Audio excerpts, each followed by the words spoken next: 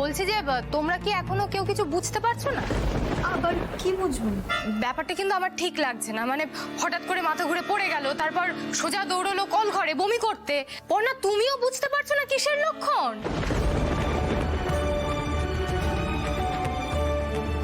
এই তো সুযোগ পেয়ে গেছি।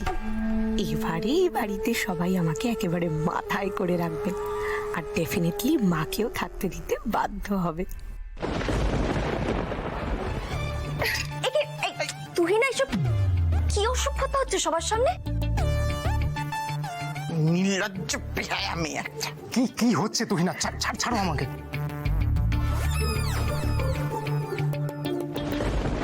আমি বুঝে গেছি অর্পণ, এ কিসের লক্ষণ। কিসের লক্ষণ? এমন একটা খুশির দিন তো সব বাবা মাই দেখে বলো।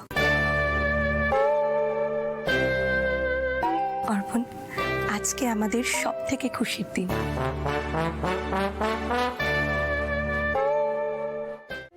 এবার বলো বলো আগে কেমন হয়েছে আমাদের এখানকার রসগোল্লা? কেমন স্পঞ্জের মতো কিনা বলো। জাস্ট বাড়াবাড়িটা দেখো, নতুন বউকে রসগোল্লা খাইয়ে দিচ্ছে। কই আমার বেলা তো এসব কখনো করেনি। ছাড় তো, মন দিয়ে শোনো কি কি কথা হচ্ছে। কোনো দেওয়া নেওয়ার কথা হচ্ছে কিনা শুধু সেইটা খেয়াল রাখতে হবে। আসলে বিশ্বকর্মার বাজার করে বাড়িতে ফিরছিলাম, তো রাস্তায় দেখলাম যে এক জায়গায় গরম রসগোল্লা তৈরি হচ্ছে। না এনে পারি আর। বিশ্বকর্মা বিশ্বকর্মা? বিশ্বকর্মা না, ওটা দশকর্মা। ও আচ্ছা আচ্ছা। আপনার ভুলে যাওয়া আমি মোটেও ভুলে যাবো না এরপর থেকে। হাসি যেন আর ধরে না, হাসির মেলা বসেছে এখানে। যা বলেছো। সত্যি তুমি লক্ষ্মী শ্রীপর্ণা। এই বাড়িতে যে লাস্ট কবে আমরা এরকম হাসাহাসি করেছি আমরা কেউ বলতে পারবো না, জানো।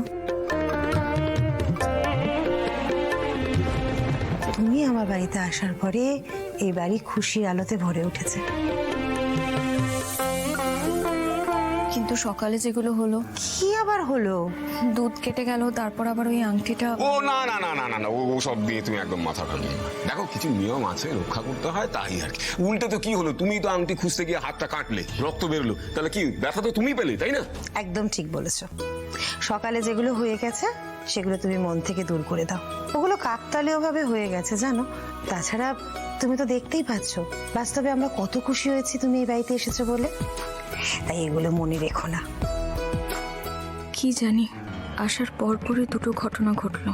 ব্যাপারটা মন থেকে চাইলেও দূর করে দিতে পারছি না। এভাবে হেঁটে গেল। এটা তো বেল কাটা, এখানে কি করে এলো? আবার চিন্তা করছে এই মেয়েটা।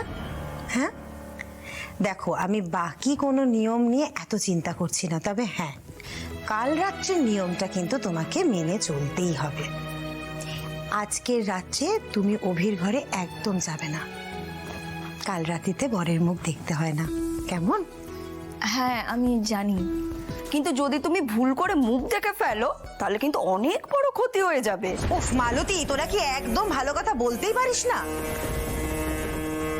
কিচ্ছু হবে না, আমার ঘরে লক্ষ্মী এসেছে, এবার যা হবে সব ভালো হবে। এখন এসব মেনে নেওয়া ছাড়া কোনো উপায় নেই। একদিক থেকে তো এটা ভালোই হয়েছে।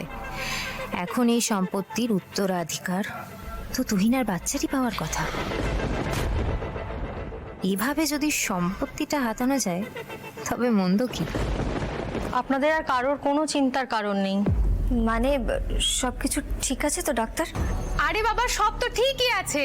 সেই জন্যই তো পুটির বিয়েতে অতগুলো করে ফুচকা খাচ্ছিল। এবার বুঝতে পেরেছি কেন খাচ্ছিল। আরে এই সময় তো খাবে না। হ্যাঁ,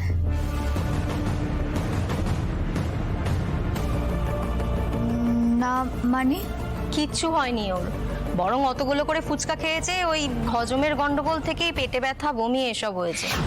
প্রেগন্যান্সির কোনো সিমটমই নেই।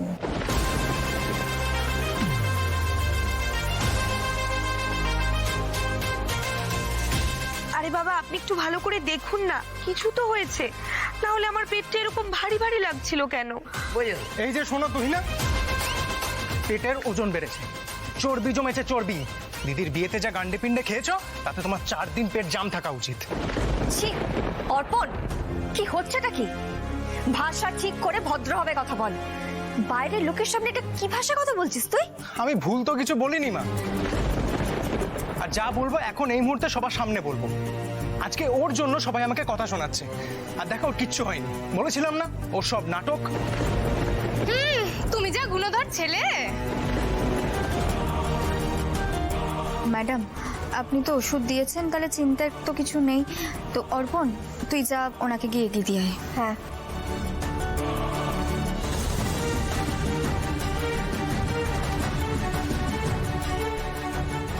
থ্যাংক গড অল্পের জন্য আমরা সবাই বেঁচে গেছি, রাইট? আপনি না এখন থেকে মেয়েকে একটু সামলে রাখুন। ওর সিভিক সেন্সটা একটু অ্যাপ্লাই করতে বলুন, আর খাওয়া দাওয়াটা মেনটেন করতে বলুন। তাই না তাই, এইসব ছাইপাশ খেলে এত শরীর খারাপ হবে না?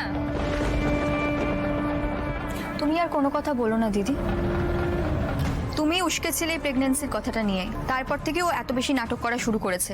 আমি তো হয়েছে, এই জন্য বলি যে কথায় কথায় পিরিত করে কাছের লোক হতে যেও না, শেষে সব দোষটা আমাদের ঘাড়ে এসে পড়বে। চলো থেকে থেকে ওদের গাছ ওরা আগায় কাটুক গোড়ায় কাটুক ওরা বুঝে নেবে। চলো চল বুঝি। পদার্থ মেয়ে একটা, ঝোলেও লাগে না ঝালেও লাগে না।